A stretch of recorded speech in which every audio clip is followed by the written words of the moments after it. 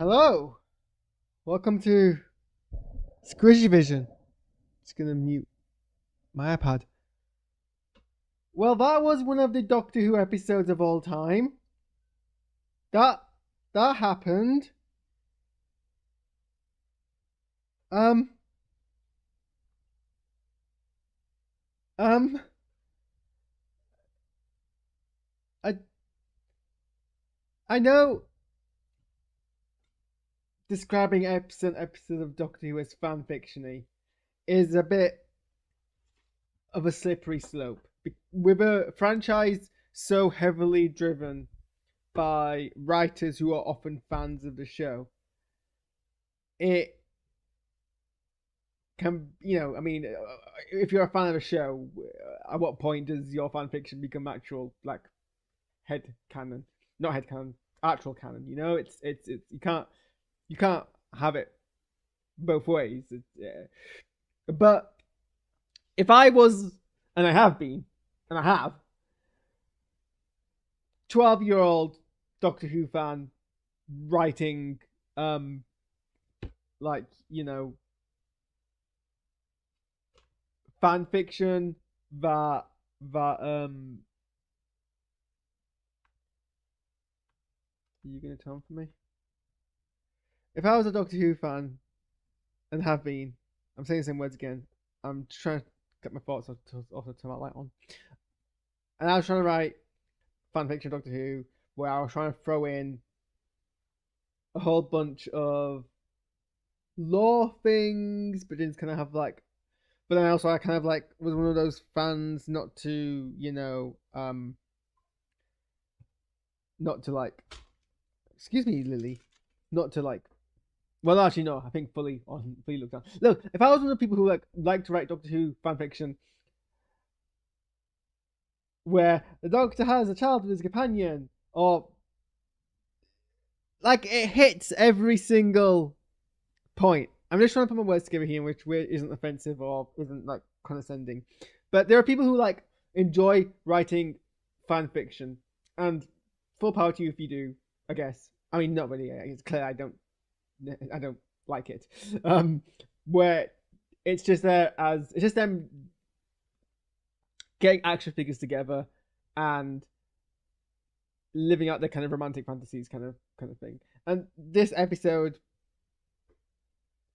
kind of hit all those kind of like fanfiction-y, feely tropes, and somehow wasn't even the worst element of the episode. And it's annoying because the episode also had some good things in it. But I mean, it also had like the fan fictiony things in that I would do. For example, yes, the Rani's come back. She's gonna come back. She's bringing back Omega. Oh, Jesus, that was very loud. Has that ever happened before? Thank you for the subscription in the vlog. The fun. Omega. I have too many thoughts in my head. And my cat just knocked over that thing off my table. And then this happens, which is the worst thing. And I'm looking right now at Doctor Who Twitter, and it's I don't think anyone is happy. I'm not seeing anyone happy about it right at the moment. This is okay. Let's just appreciate the bizarreness first of all. No bizarreness. I have been on record about my critique of David Tennant coming back. Love David Tennant's Doctor. Love David Tennant as an actor. Fantastic actor. What he did with Doctor Who was fantastic. Bringing him back stunk so badly of just this was when Doctor Who was less popular, so rather than trying to like put faith in the show, we're just gonna bring back and make it a David Tennant show rather than a Doctor Who show. Because people liked the Doctor and people liked Donna. And they brought the character back. We didn't do anything really interesting with the fact that they brought him back. They could have, if they brought back David Tennant and made him play a completely different Doctor, that would have been good. Did they do that? No. It was just him back as that version of the Doctor, and only one of the three. Well, The Star Beast was okay, apart from the whole gender essentialism. While Blue Yonder was a great episode, the Giggle was okay. Did it do the Celestial Toymaker justice? Not really. Do I? Am I still fundamentally against bi-generation as a concept? Yes, although I think somehow I've softened on the concept. But like people criticized at the time because they followed up Jodie Whittaker's Doctor, the first female main lead of the show, with David Tennant, and then you have the first black lead of the show, and you follow them up with Billie Piper, as in the other half of 10 Rows, is just. I mean, I don't like it. Like that is the most fan fiction. Like it's the most like epitome of what you could fan fictiony do with Doctor Who, I guess.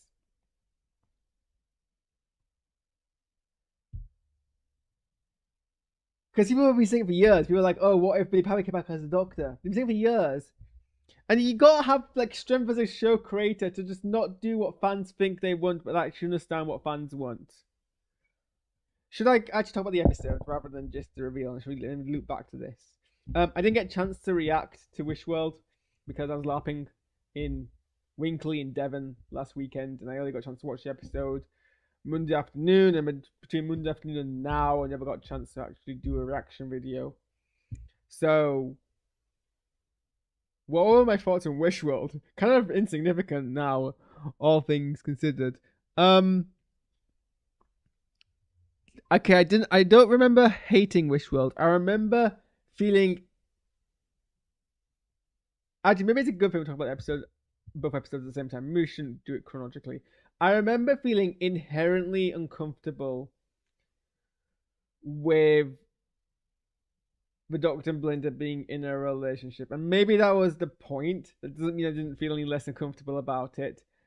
Just, I mean, always dislike the Doctor having romances with humans because they're a higher being, and it never really fit the character, and it always kind of seemed like it was this front in there to kind of modernize the show. I often like the Doctor being seen as this more sacrilegious figure who is there to kind of I guess I like Superman, but then Superman has a romance with humans. That doesn't really work as a comparison. Just as kind of like, it just seems wrong for them to be involved. But it's not as if that they were doing it out of their own volition. So I felt uncomfortable, but then maybe that was the point. And the show had some interesting kind of vibes around it. It was a lot of setup because Doctor and Belinda weren't really themselves most of the episode. I liked the whole thing around what do you call it? The glitching mugs. I liked that. I felt like that was clever. It was foreshadowed in a way which wasn't obvious, and then it happened, and you're like, oh, that makes sense. I did like that. I liked, as a disabled person, I liked the really honest kind of depiction of how one would expect disabled people to be treated in this reality, which isn't entirely far off. I said disabled people because they were the most prominent examples of it in that ghetto scene, but it was actually all marginalized groups who I think were included in it. And that's not an unrealistic view, and it's not something we're too far off now. So I do like when shows do commentary in a way which actually seems quite grounded. That being said, in yet another example of Russell T Davies being a very much a ally man who doesn't really understand or isn't really willing, who still lets his own bigotry kind of shine through, having surely be like, you know, not be like that. You don't look disabled, and look, even if you proceed it with not to be like that or whatever her exact words were, you'd expect.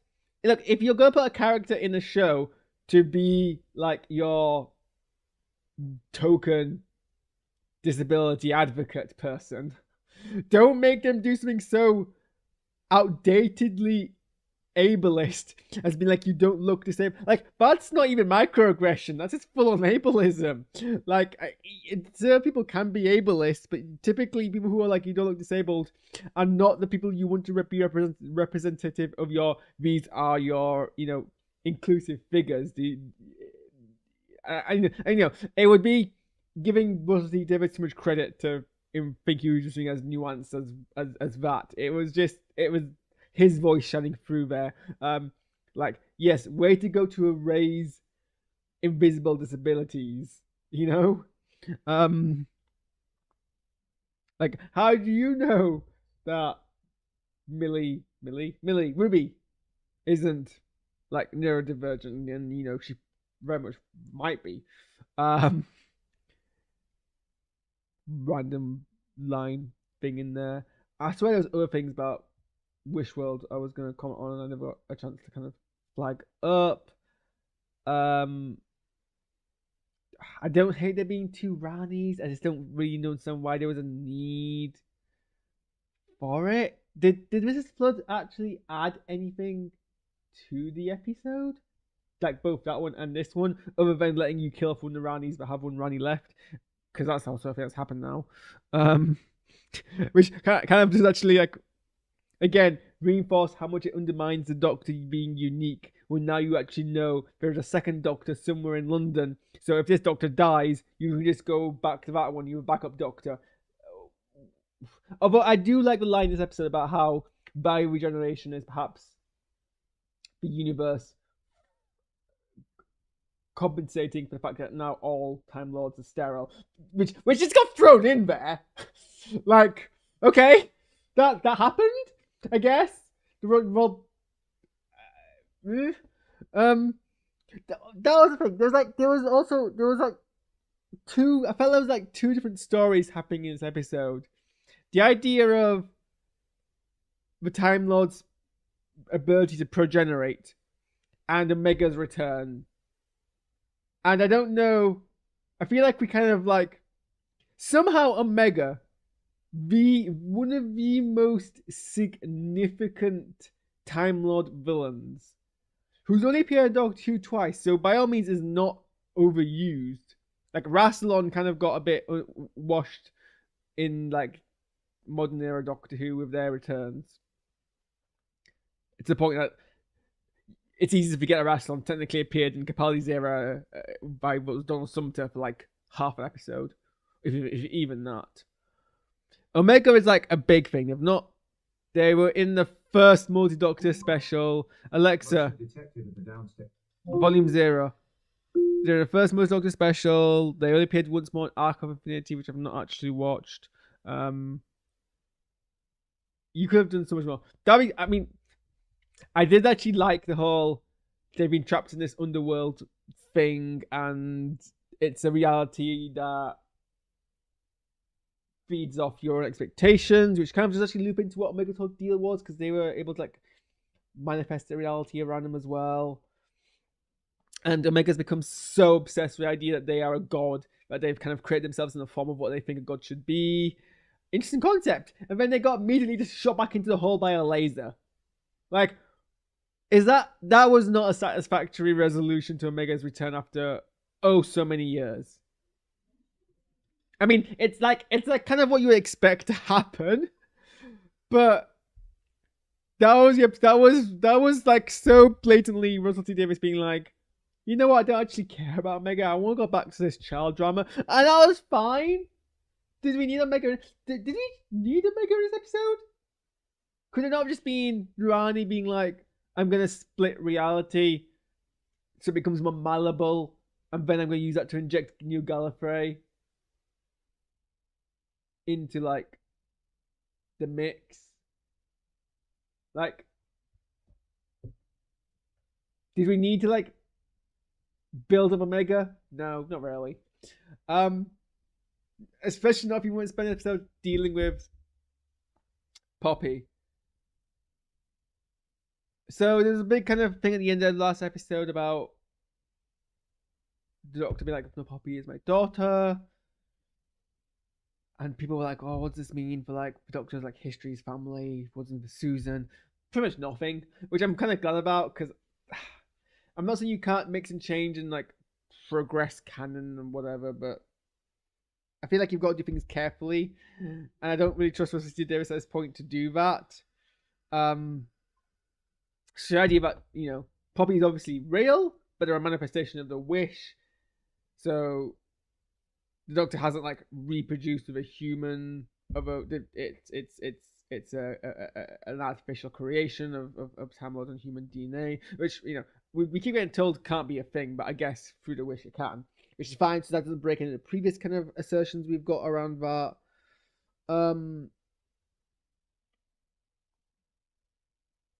But then there's like this whole prolonged thing where so they're like, okay, well, if we defeat the wish disappears, we'll lose Poppy. But with Poppy in a zero room and isolate them from the reality, they might survive. That works, I guess, except it doesn't. And then eventually Poppy kind of like vanishes, and only Ruby can remember for reasons, unexplained reasons. I guess it's kind of insinuated that. Well, we know Poppy. Explain that Ruby remembers why the world is wrong because she has already existed through that time when she was going through the 47 yards storyline. It doesn't really explain how she continues to have knowledge of Poppy, but I guess the universe, it's not the worst thing, whatever. And then that kind of scene goes on for a bit too long, with the Doctor just kind of like jumping around, being like, "Yay, we fixed things," and kind of like fobbing off Ruby, who keeps being up Poppy, and like every time you think actually, oh, Ruby's just kind of like accepted that this has happened, it's a tragedy, but what can she do about it? Very little. She brings up again, and then it kind of happens the same, and then she brings up again. And then eventually, I actually is genuinely a nice scene, and I think I need to obviously talk about Ncuti regenerating, but before we get to like that as a thing that happened, I think the Doctor dying because they want to shift the universe a degree to save one life, which wasn't even a naturally created life, but it's still life nonetheless, is a very Doctor reason to die. I think when the Doctor dies for like just the simplest reasons, it can be sometimes the most magical, like powerful parts of Doctor Who. Like I think one of the most like impactful Doctor deaths was when Peter Davison's Doctor died, and like the Doctor like defeated the bad guy. It was like the threat was defeated. He didn't die defeating that threat, but he died because as a result of what happened in the episode, Perry was poisoned, and it was either Doctor's life or Perry. And that's happened a few other times, I think, where, or maybe that was the one time actually, but oh no, actually, and it's also why Paul McGann's Doctor died, because because the Doctor just simply could not entertain the idea of them escaping and leaving one life to die without trying everything to the death, which is what ultimately happened. And that's kind of what happens here. So actually, as a reason for Doctor to die, like from an in-universe perspective, makes perfect sense. This I think is actually genuinely the first time, certainly in modern Doctor Who. I don't know what things were like in classic Doctor Who because I wasn't alive. during any of that actually. Um, but certainly for modern Doctor Who, there's never been a regeneration episode that we haven't expected. Um, technically, Jodie Whittaker's episode was the first time a Doctor had regenerated, and we didn't know. It hadn't been announced officially, I should say, who was going to replace them. There were obviously rumors and leaks all over the place about being David Tennant, and I'd heard about those already. But nothing was announced officially, because I remember the regeneration happening and me being like, "Oh, they actually did it."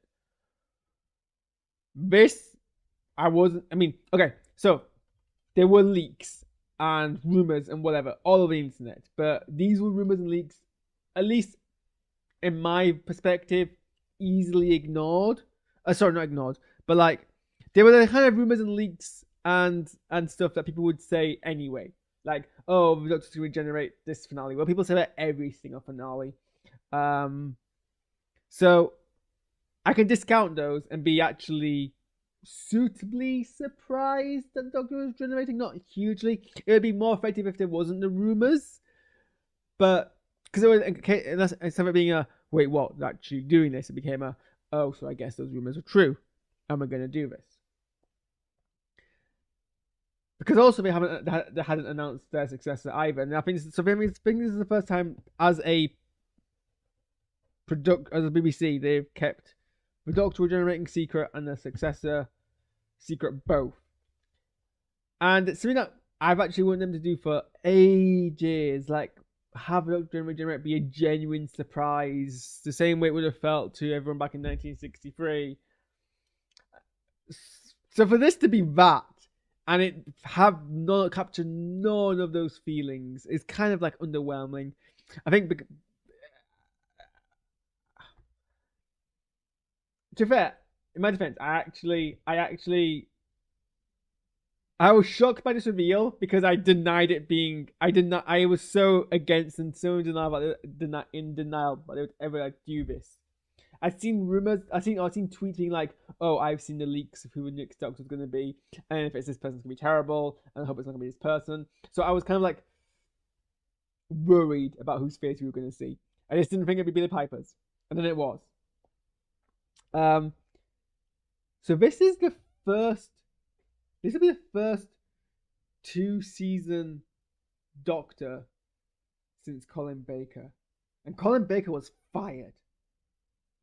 What does that mean for Ncuti Gatwa? What does that mean for the faith that the production team had in Ncuti Gatwa, who was a fantastic Doctor, and I think had so much more they could have given. Are they a 4-season Doctor? Probably not. Definitely the traditional 3 seasons. I generally think, yeah, Baker was the only Doctor to ever have 2 seasons, I think. Right? Most of us have 3 or 4. Baker had 7. So that's kind of disappointing and sad. And then yeah, like we replaced Jodie Whittaker with David Tennant, and now we're replacing Ncuti Gatwa with Billy Piper. I will say this: it was a beautiful regeneration scene. Not the best one. Certainly doesn't hold a candle to Whittaker's regeneration scene. The less we talk about Tennant into Gatwa, the better. But it was okay. It was like I do like the way they played. They've improved on the regeneration effect, so it was a kind of a glow that was falling. Somewhat ironic given they're actually in space, and so you wonder where it's falling to. I guess the TARDIS is relative gravity direction, but still.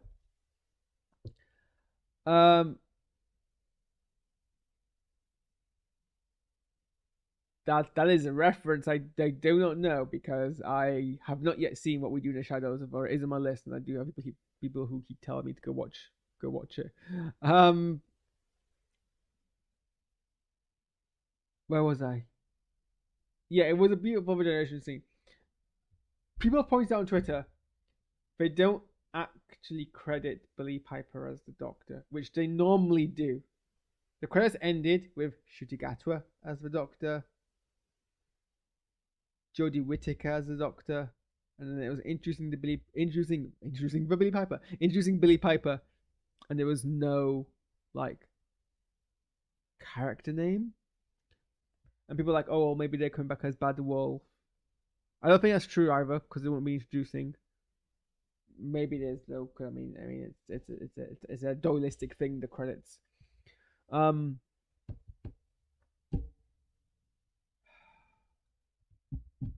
I never liked Rose as a character, and I think my view of Billie Piper is somewhat soured by that. I did like Billie Piper as Bad Wolf though, so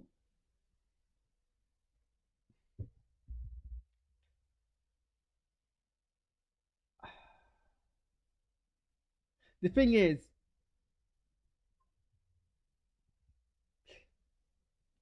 as Rose as a character matured, they do what a lot of new, not all, but what a lot of new Who companions do, and they emulate the Doctor more. Certainly not to the extreme level that Clara did, where it became a problem.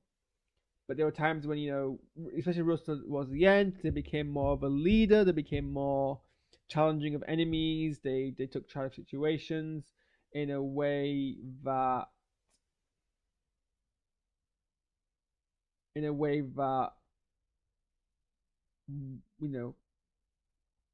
was very Doctor like. Like when they were challenging the Daleks in Doomsday, they were emulating the Doctor. So we kind of already have an idea of what Billy as a Doctor would be, assuming that they. Well, we know what Billy trying to emulate a Doctor would look like, and I'm not fond of it. I always said to people they've never miscast the Doctor yet, and they never have. So this could potentially be the first time that's ever been the case. Or Billy does something completely like different. I don't know how I feel about a previous companion being the Doctor. Because look, there was this whole thing with Capaldi. Capaldi Doctor took a genie out of the bottle here, where they were a character in Doctor Who before, and they became the Doctor, and we had to have a whole like arc about their face being familiar. We didn't do that when Colin Baker became the Doctor, even though they guest starred in Doctor Who before. But now that Capaldi's done it, and now that we have the whole thing about, well, okay, well, why? And then even then David Tennant became the Doctor, and they were like, oh, okay, why is their face the same? And that reason was really, really, really silly. So if this is the Doctor, they're gonna have there's gonna be the whole arc. It's gonna have to be the whole arc about why is their face now Billy Rose Tyler's face. I assume. And is that the plotline we want to go down here? Oh, there's so much to talk about, so much to say. There's so many other things that could be the case, and I wonder if they're gonna go that route of this not actually being the Doctor, or this being the Bad Wolf remanifest. But I don't know if that's the kind of person that Russell T Davies is, simply for like the fact of, well, they could have done a similar thing with David Tennant coming back, and we didn't. It was fully genuinely the Doctor.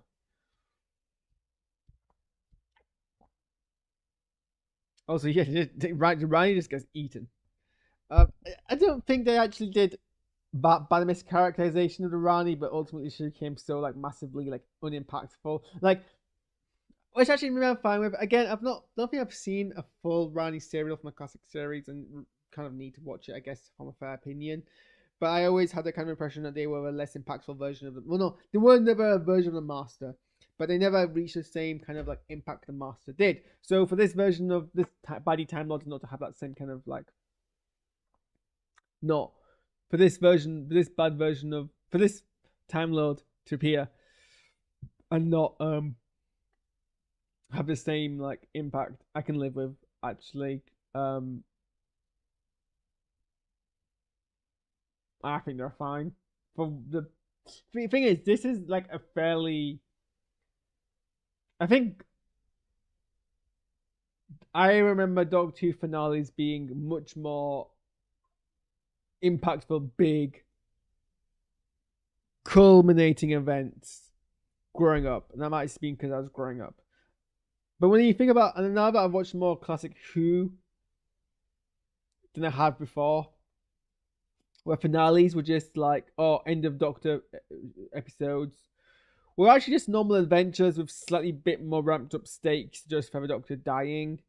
I'm less bothered by this being kind of that anyway. So ultimately, I'm like,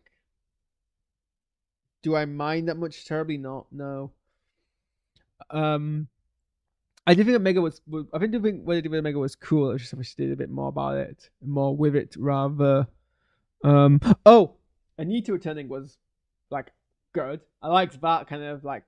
I mean, a lot of things happened. I did continuously watch the episode, being like, "What is going on? Why do things keep happening?" It's not the worst in terms of like throwing everything into an episode, though. And the fact that Anita comes back, I think, is a good payoff. I like Anita as a character. I'm glad to get that kind of reconnection with the Doctor. I like the fact that we get them visiting the Doctor in a time stream. I don't like the fact that they're pining over the Doctor, because I don't think people should be all the Doctor. I don't think they necessarily need to be pining over the Doctor. Um, I don't know why that's appeared on my chat.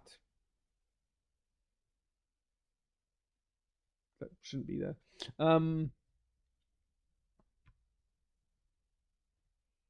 But I do like her coming back. There's something else I was going to say. I forgot what it was now.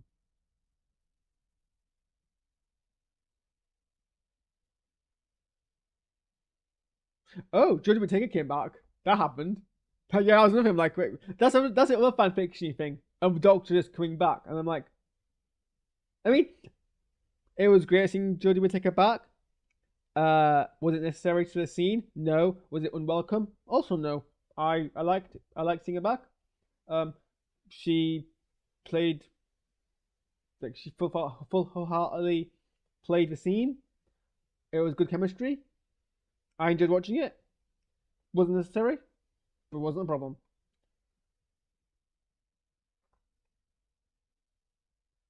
What else did I have to say about? Oh yeah, it's probably talk about the puppy. Like, oh, I was scared for a long period of time they were gonna canonize looms. Never canonize looms. The whole thing about the time was being sterile. I'm like, oh my god, are we gonna like retcon? Well, I guess it's not really retconning. It's never really been canonized. But I always like the idea that the Time Lords can produce biologically, because anything else would suggest that Susan isn't the Doctor's granddaughter, grandchild in every kind of meaningful way. Susan, who by the way did not reappear in this episode, so I guess Russell Davis couldn't screw around with her. She was just genuinely a reappearance in Interstellar song contest for like no reasons. But I guess that's better than nothing, so I'll take it.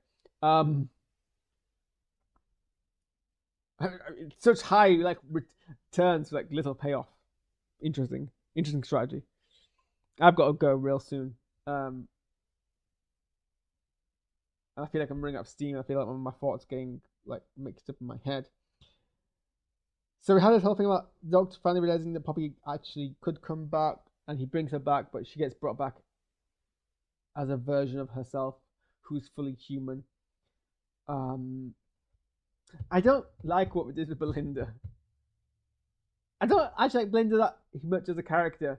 She didn't really have much depth or nuance. She was kind of like she kept like flip flopping this entire series between being frustrated that she couldn't go home to enjoying adventuring. And am I complaining too much?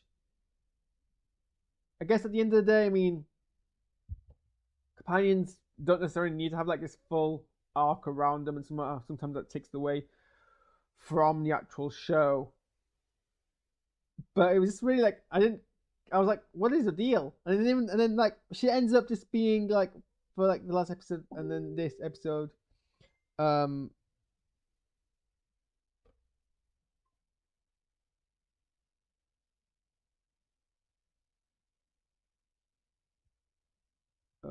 the message I should probably reply to.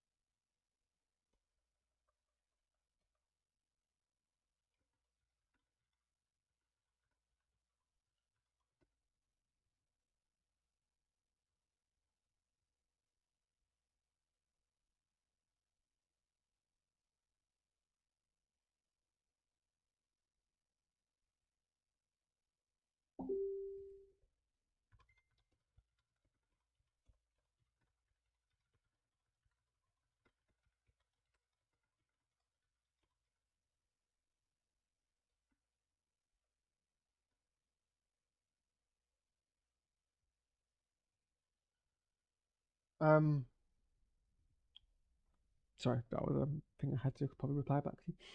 Otherwise, I'm running out of time. What was I saying? Yeah, Susan wasn't. I was really worried they were going to do something really weird about weird with Susan. But no, it was just the fact that they were now sterile after the Masters genocide, not before then. I bet you there's gonna be some people who are like completely like misheard that line, or like, oh, they were were sterile um the entire time, and like, oh no, that's not what they said.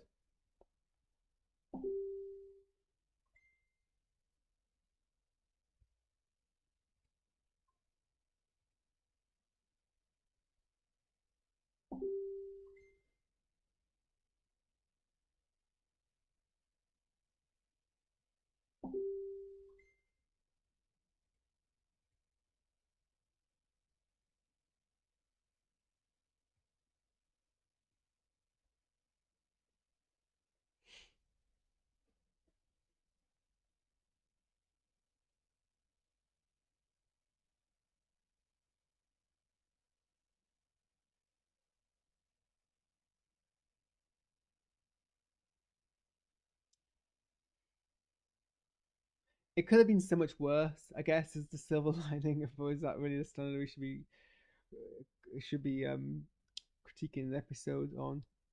I do think it has some generally like good concepts they played around with. I I was just deeply uncomfortable the entire time with a really fan fictiony way it felt of a doctor being like, I have a child with my companion, and I get what they were going for. That it doesn't matter how. At no point the Doctor and Belinda exhibit any kind of romantic affection to each other. It just it's weird, right? It's weird to have a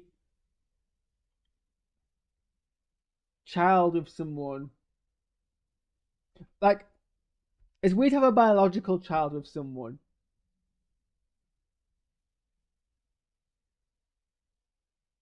I'm trying to pick my words really carefully here. I know what I'm trying to mean. I'm not quite sure if I'm going to say it anywhere which sounds that way. It's very valid to children who are born. I'm trying to pick the words here. I don't want to suggest that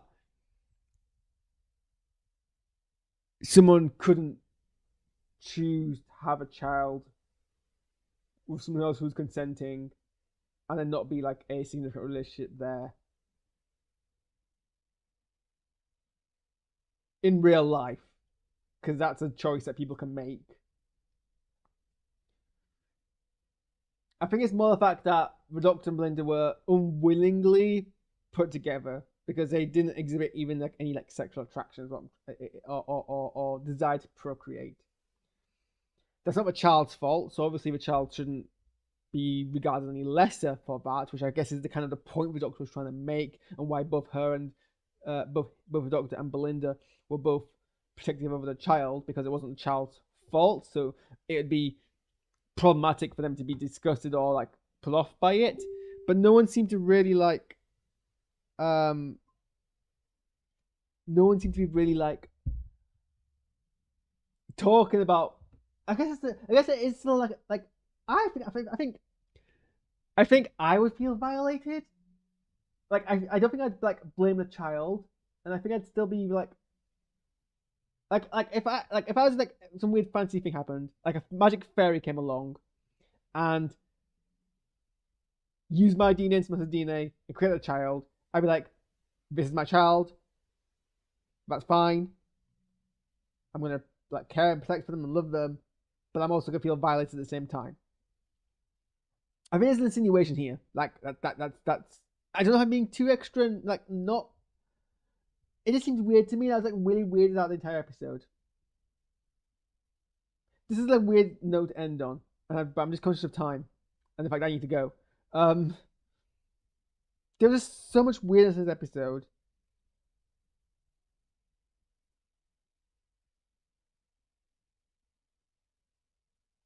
Because we kept flip flopping between so many different things.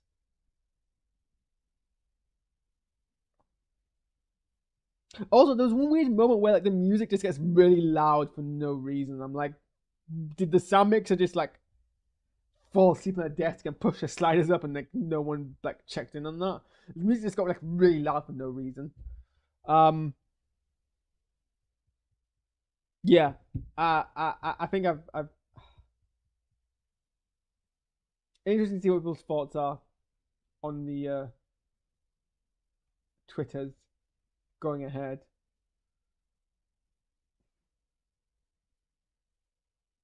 In summary, nothing terribly, nothing like by regeneration bad. Ruined with the Billy Piper thing. Guess we'll see how it goes. I think I've just vented to the point where I'm like, I've decided I'm fine with it. I've healed myself. Did we ever actually go back and whole like Doctor healing himself thing? I still don't like.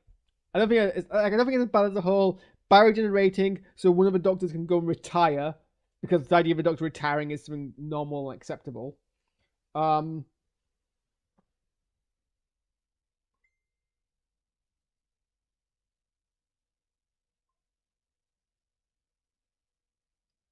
Omega was like didn't need to be in this episode at all. A lot of like squick uncomfortableness around the whole Poppy thing, but I guess I mean maybe I'm looking at it too deeply, and I guess it kind of it's not a bad Doctor Who episode. It's just like I I don't actually think it's no. I genuinely don't think it's that bad. It's just really weird. It's really weird, but everyone's treating it so sincerely in a way which is a vibe you only again really get in fan fiction.